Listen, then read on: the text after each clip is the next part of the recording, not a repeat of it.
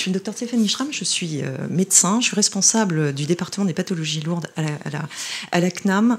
Donc la CNAM, Caisse nationale, on est un grand réseau. Vous avez des interlocuteurs qui sont dans chaque caisse. Voilà. Donc nous, à la CNAM, normalement, nous n'avons aucun dossier individuel et je suis le seul service qui traite des dossiers individuels sur plusieurs segments de prise en charge. Notamment, nous, on traite les dossiers de maladies métaboliques héréditaires au sein des maladies rares. Et à ce titre, on a en plus les avis sur les agénésies dentaires. Je ne suis pas dentiste conseil, mais on s'appuie sur notre réseau de dentistes conseil là-dessus. Et c'est pour cette raison notamment qu'on a plaisir à venir participer à cette réunion aujourd'hui, qu'on a une attention particulière sur ces sujets parce que j'imagine que vous allez avoir des milliers de questions auxquelles je ne pourrai pas toutes répondre et que c'est normal.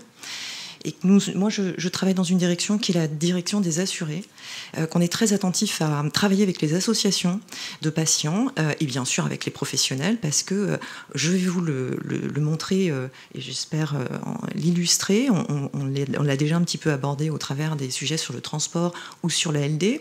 Vos sujets sont extrêmement pratiques. C'est normal, et vous avez des patients en face qui ont des attentes, des difficultés. Nous, sur la prise en charge, nous sommes là pour donner des avis, ça c'est particulier dans mon service, mais en plus, s'assurer qu'il y ait une équité de traitement, faire évoluer parfois les textes, parce que vous allez le voir, on traite l'ensemble des assurés en France, et du coup, les dispositifs sont d'abord des dispositifs généraux, puis, quand c'est nécessaire, on essaye de les adapter ou les faire évoluer. Ce qui est sûr, c'est que les maladies rares aujourd'hui, ça structure, vous les structurez, vos filières sont beaucoup plus aujourd'hui capables de porter, y compris avec nous, des discussions pour justement aborder des sujets. On verra que la difficulté pour nous, c'est de répondre au cas par cas. Le cas par cas, il va être traité en plus au fin fond de tout le réseau de l'assurance maladie par des gens qui ne sont pas toujours au courant. Regardez-vous dans les filières, vous avez vous-même des hétérogènes de prise en charge et encore un besoin d'information, ben nous aussi.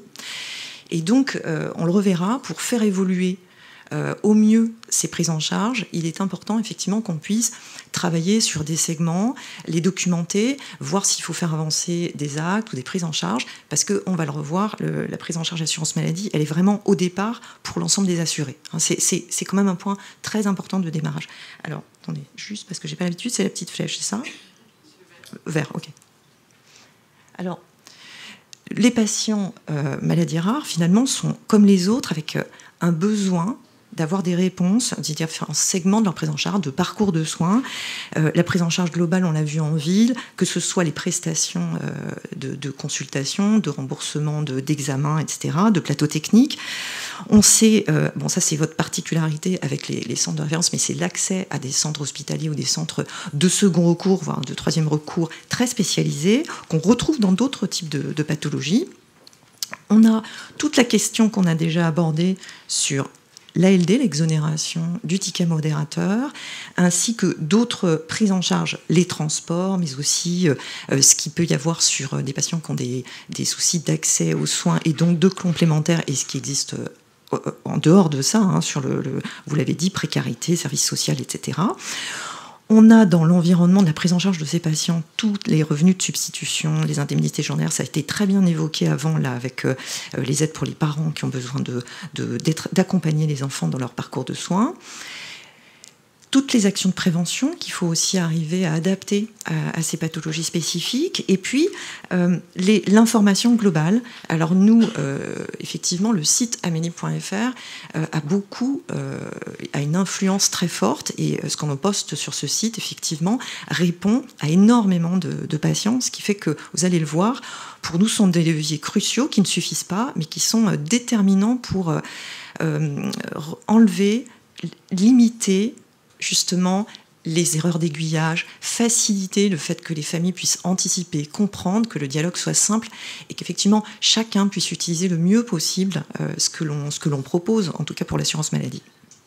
Alors, on a démarré sur le ticket modérateur. Oui, alors la question que vous avez posée tout à l'heure, elle est juste. Ce sont des termes très administratifs. Bon, l'ALD, le 100%, l'ALD exonérante, il y en a 3. Il y a celles qui sont dans les listes. c'est la même couverture, c'est exactement la même chose. Et on va voir, il y a des trous dans la raquette. Que vous soyez en ALD 30 pour un AVC, ou une maladie métabolique héréditaire, ou une mucoviscidose, c'est exactement pareil, vous aurez les mêmes droits que les pathologies qui sont prises en ALD dite 31, dite hors liste. Alors ça c'est historique, l'assurance maladie 45, il y a eu la création des ALD au fur et à mesure, et cette liste s'est constituée, la liste des ALD 30, historiquement. Donc vous avez des choses assez différentes d'ailleurs dans les pathologies. Vous avez des pathologies cardio-neurovasculaires très lourdes, mais vous avez aussi la scoliose grave. On a aussi la bilharziose dans les ALD 30, ce qui est quand même étonnant. Voilà.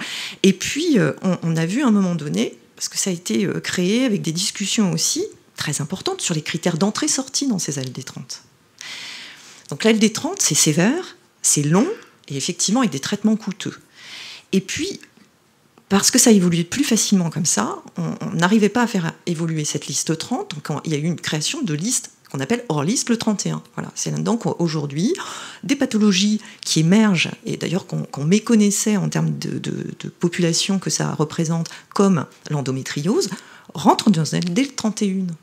Exactement le même bénéfice qu'une LD 30. On va revenir par contre sur les critères d'entrée, parce que les critères d'entrée sont un petit peu plus à l'appréciation, la vôtre et celle du médecin conseil. Donc c'est là qu'on va pouvoir discuter, mais ça nous donne une possibilité de faire rentrer des pathologies qui n'étaient ni LD30 ni rien, et qu'aujourd'hui on peut tout à fait prendre en hors liste. Voilà.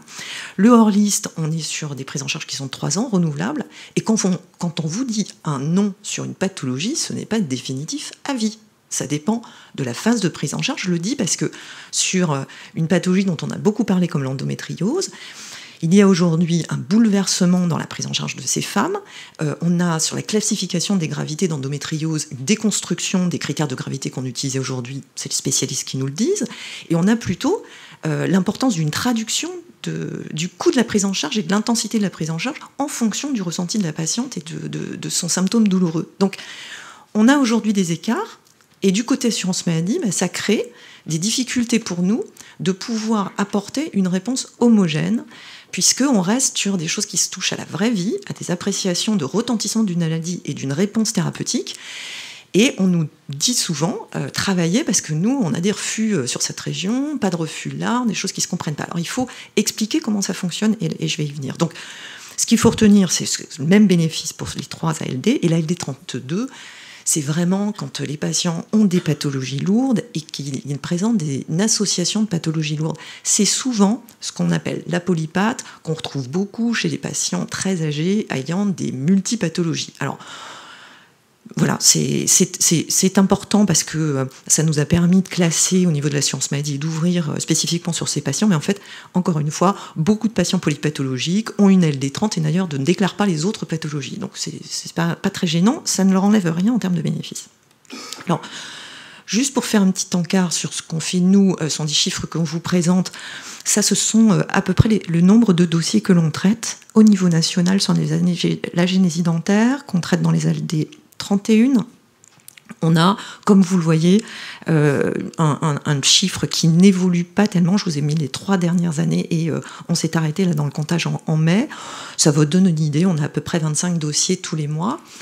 Ce qui est plutôt intéressant sur cette pathologie que moi je ne connais pas très très bien, mais dans les échanges qu'on a pu avoir, notamment avec le professeur Ménière et en interne avec les dentistes conseils, c'est que sur la filière où vous avez avancé, vous avez fait un PNDS. Ça, c'est important parce que les ALD 30, il y a les guides HAS qui définissent le parcours type, parce qu'il y a toujours des exceptions, mais on va dire le parcours type de 99% des patients qui ont des pathologies en LD 30. Et du coup, ils font même le travail de dire à peu près le panier de soins qu'il y a dedans. Donc ça, c'est vrai que c'est aidant.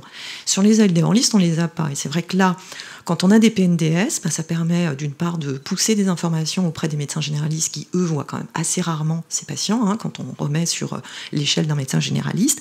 Et puis deuxièmement, ça permet de discuter ensemble sur les évolutions qu'il va falloir faire. Sur les agénésies dentaires, très clairement, moi, ce que j'entends, c'est qu'il y a quelques années, il a été difficile d'obtenir, quand on est passé des appareillages d'enfants à l'appareillage d'ailleurs de patients plus âgés, adultes, et une prise en charge par l'assurance maladie. qu'aujourd'hui, ces cotations sont probablement insuffisantes. Ce qu'on nous dit, c'est que les patients, en fait, on leur donne des accords et ils ne peuvent pas s'appareiller parce qu'il y a des dépassements d'honoraires et que l'accès aux soins pose problème. Ça, c'est un vrai sujet. C'est clairement un dossier qu'il faut ouvrir, travailler ensemble pour le documenter et pour préparer une négociation forcément tarifaire. Voilà. Alors ça ne se fait pas en 5 minutes, mais ça veut dire qu'il faut avoir, et c'est ce que vous avez fait, nous on a des interlocuteurs avec vous sur les filières qui sont capables de venir nous épauler sur l'analyse médico-économique et les argumentations qu'on va devoir apporter, et de pouvoir compléter la négociation tarifaire pour la suite. Je pense que ça, ce sont des perspectives de travaux communs qu'on peut avoir. Alors pour revenir aux ALD, nous, la première chose, c'est qu'y compris pour les questions que vous avez posées tout à l'heure, dans mon service, on a travaillé sur l'actualisation sur Amélie. Vous voyez dans le petit icône en haut à gauche, assuré, quand vous cherchez la page, vous allez trouver celle-ci qui répond à peu près à comprendre ce que c'est que l'ALD concrètement, y compris ce qu'elle prend, ce qu'elle ne prend pas. Ça, c'est important pour que tout le monde partage. Donc, on a essayé de faire ça et s'il faut, nous le compléterons. Nous avons travaillé avec des associations de patients pour utiliser aussi des mots qui sont compréhensibles. Par exemple, là, c'est la traduction tout à l'heure de ce qu'on se disait sur les ALD hors liste. Et effectivement, des soins uniquement d'appareillage dentaire, ça peut tout à fait se discuter. Et effectivement, beaucoup de maladies rares vont vous être refusées parce que ça ne va pas rentrer dans ces critères. Encore une fois, difficile de vous dire qu'on fera un refus systématique. Je pense que selon ce que vous portez dans vos activités, selon les filières, on peut prévoir des rendez-vous, en discuter, voir comment on peut effectivement vous aider à soit structurer aussi vos demandes, mais effectivement, il y a une partie, comme pour l'endométriose, des femmes qui ne justifient pas du tout d'ALD hors liste. Ça, je peux l'entendre aussi, parce que c'est pas parce qu'on a une pathologie qui est embêtante et qui va durer toute la vie qu'on sera en ALD. Alors, autre point important, c'est que, quelle que soit la prise en charge, vous aurez des actes qui ne vont pas être remboursés. Ça, c'est important de le dire aussi, parce qu'il y a du reste à charge pour le patient. Alors, ces restes à charge, c'est précisé ici, vous voyez, toutes ces petites choses que vous ayez en ALD ou pas, vous les aurez. Ça, c'est important parce que ça amène des incompréhensions. Donc, on l'a écrit, vous pourrez le relire, vous pouvez le trouver. D'autres points importants, alors on a même fait cette petite fiche qui permet d'expliquer simplement l'ALD et qui est là vraiment pour illustrer, dialoguer avec les associations de patients qui jouent un rôle déterminant aussi dans toutes ces questions. Autre point crucial, vous êtes en ALD, on prend l'exonération du ticket modérateur, donc une meilleure prise en charge de ces traitements. Certes, mais si les traitements ne sont pas remboursés, il ne se passe rien. Donc pour vous, dans les filières maladies rares, vous êtes souvent confrontés à des traitements qui ne sont pas forcément pris en charge. Donc l'ALD, elle compte sur les transports, elle compte sur une partie de la prise en charge, elle ne va pas être complète. Donc c'est vrai que je dirais, nous on rencontre beaucoup les associations, il y a une incompréhension dans ce qui est embarqué dans cette notion de 100%, et la réalité avec des restes à charge qui sont énormes, et vous l'avez illustré tout à l'heure. Donc ça, il y a d'autres systèmes qui sont précaires. À l'assurance maladie, on a une sorte de caisse de secours. Chaque caisse a des fonds qu'on appelle des fonds extra-légaux, qui sont dans chaque caisse des petites réserves et qui permettent, pour certains patients, quand il y a vraiment des difficultés sur justement des problèmes d'accès aux soins majeurs, de motiver une demande et de parfois être aidé alors que la prestation n'est pas du tout prise en charge. C'est hétérogène, c'est jamais sûr d'une caisse à l'autre, il y a des caisses qui sont beaucoup plus sollicitées que d'autres et ce sont des prestations qui sont soumises à au revenu des parents. Ce qui est sûr, c'est qu'en fonction du niveau de revenu, vous y avez droit ou vous n'y avez pas droit. Mais il faut savoir que si vous avez des situations vraiment très complexes, vous avez la possibilité de solliciter une caisse avec ces fonds, sans toujours savoir s'il y aura une réponse favorable, mais ça permet quand même aujourd'hui d'apporter des réponses dans des situations qui sont parfois dramatiques. Alors, on a fait avancer les choses. Je le sais, sur les prothèses auditives, ça ne suffit pas. On a actuellement des discussions, par exemple, avec l'association des patients qui portent les acouphènes et les pathologies associées. On est en train de regarder ce qui se passe parce qu'on a l'impression que... Alors nous, moi, à titre personnel, je ne connais pas bien les appareillages auditifs. Pour cette pathologie, visiblement, il y a probablement à la LPP des appareillages qui ne sont pas correctement pris en charge de la même manière. Donc ça, c'est un dossier qui est en train de s'ouvrir. Et ben voilà, voilà une perspective de travail en commun. Voilà, je pense que nous, à la CNAM, on est là pour vous, pour être des interlocuteurs sur des dossiers, pas des dossiers individuels, parce que ça, c'est beaucoup trop compliqué, mais plutôt faire avancer des masses plus importantes et des sujets de ce type-là. Dernier sujet que je voulais aborder, parce que il y en a forcément plein d'autres, mais on a eu celui des médicaments dans le champ des maladies rares. Alors, le vôtre particulièrement, je ne sais pas bien. Mais globalement, on est quand même souvent sollicité sur du hors-AMM, de l'innovation, des médicaments qui ne sont pas bien pris en charge. Alors ça a bougé. Ça a bougé cette année parce que vous saviez que la TU-RTU, c'était vieillot, compliqué, très lourd. La NSM, c'était très long. Donc il y avait plein de segments pour lesquels les professionnels et la NSM n'allaient pas vers des RTU pour pouvoir encadrer une prescription hors-AMM ou qui n'était pas possible en France. Le dispositif a été réactualisé, tant mieux, avec l'accès précoce et l'accès compassionnel. Il reste des trous dans la raquette. Donc nous, au niveau des maladies métaboliques héréditaires, on a quelques demandes qui nous sont faites sur du hors AMM, où l'assurance maladie, et la CNAM en particulier, donne des avis vraiment dans l'exceptionnalité du hors AMM sur des situations très particulières qu'on essaye de documenter. Je ne peux pas vous dire que c'est une possibilité qui est ouverte tout le temps, mais je dois quand même vous en parler parce que on sait qu'il y a des situations que le hors AMM en France où l'accès à l'innovation est difficile, et on sait très bien qu'il y a des champs, que ce soit dans la cancérologie, chez l'enfant, où la prescription hors AMM est très importante, et donc le remboursement aussi pour les patients. Voilà. Donc c'est une réponse où ça fait des années que pour la science maladie c'est pas facile, mais sachez que sur des dossiers qui sont argumentés, on peut avoir des avis favorables sur des prises en charge très exceptionnelles. Voilà, je terminerai pour dire que nous participons à l'actualisation de ce document tous les ans, qu'on essaye de faire vivre. Je pense qu'on aura goût et plaisir à travailler avec les filières, avec les associations pour essayer d'améliorer les prises en charge. Et je suis ouverte à vos questions.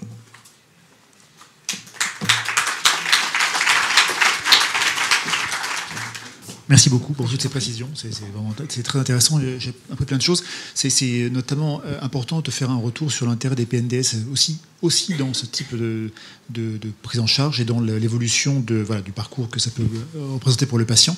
Est-ce qu'on a des questions dans le public? Alors, on va essayer de favoriser les questions du public et on a pas mal de questions en ligne, c'est très bien. On essaiera de les regrouper pour la séance de table ronde tout à l'heure. Et on va privilégier l'interaction ici. Oui, Manon Joliet. Justement, j'avais cette question pour l'orthodontie pour les fentes, et le docteur Majoro vient d'arriver.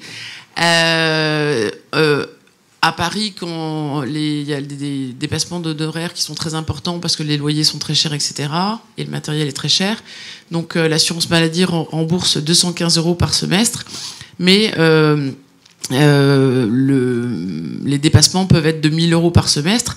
C'est considéré. Est-ce que c'est un panier de soins du coup coûteux ou pas coûteux? Mais c'est surtout l'assurance maladie n'intervient pas sur cette partie-là. Donc c'est du coup dans le 100%, si vous voulez, c'est coûteux pour le patient, mais ça ne joue pas.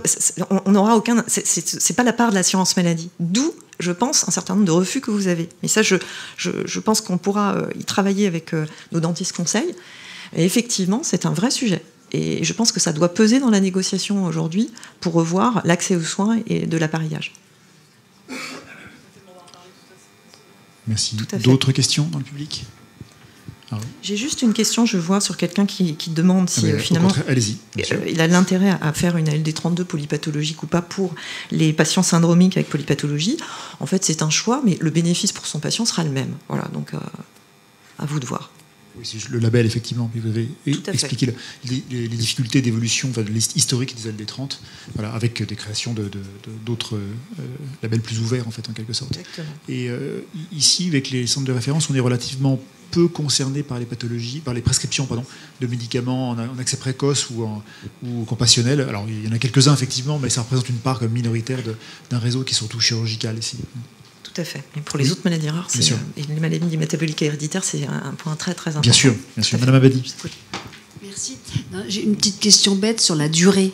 Quand on a une trisomie 21, on l'a à vie. Alors on met 10 ans. Et en fait, non, on nous donne 2 ans ou 3 ans. Il faut recommencer tous les 3 ans. Ah oui, Est-ce alors... qu'il n'y a pas une incompréhension qui fait que ça pourrait être 10 ans systématique? Alors vous prêchez une convaincue. Malheureusement, le législateur n'a pas voulu des choses pareilles. Voilà, il y a des années, on mettait à vie, parce qu'on considère qu'un diabète de type 1, vous l'aurez à vie. Et puis, eh bien, parce que ça coûte aussi à l'assurance maladie, eh bien, dans le pays, on nous a demandé d'avoir une vigilance, de revoir. Et donc, il y a des durées qui sont fixées et qui ont été fixées par décret. Ça, on vous le transmettra si besoin. Effectivement, sur les LD30, il y a des durées. Et sur la partie hors-liste, c'est 3 ans qu'on renouvelle. Alors, l'avantage, c'est quand même sur le hors-liste, du coup, retenez ça. C'est-à-dire qu'un refus pur et dur, déjà, revoyez quand même comment vous avez argumenté votre dossier. Et vous pouvez toujours refaire, plutôt que d'aller en contentieux, parce que effectivement, c'est beaucoup de temps perdu. On peut refaire une demande parce que, sincèrement, régulièrement, nous, ce qu'on voit, je le dis parce que l'exemple de l'endométriose, on y a travaillé là récemment, les dossiers sont tellement peu argumentés que c'est impossible de donner un accord sur si peu de choses. Voilà. Et du coup, bon, sans vous faire un dossier MDPH, je pense que quelques arguments clés sur la lourdeur du traitement sont très importants et appréciés.